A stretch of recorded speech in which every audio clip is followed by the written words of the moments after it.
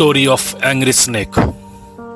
Once upon a time, a carpenter went home after shutting down his workshop. When he was gone, a poisonous snake entered his workshop. The snake was hungry and hoped to find its super lurking somewhere within. It slithered home from one into another. Finally, it bumped into an axe and got very slightly injured. In anger and revenge, the snake bit the snake with full force. What could the snake's bite do to the metallic axe? Instead, the snake's mouth started bleeding.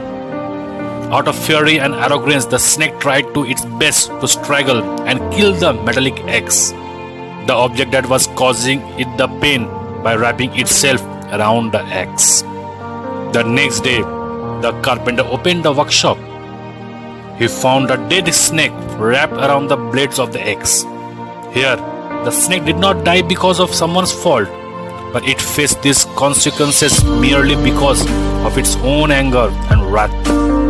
Sometimes, when angry, we try to cause harm to others, but as time passes by, we realize that we caused more harm to ourselves. It is not necessary that we react to everything.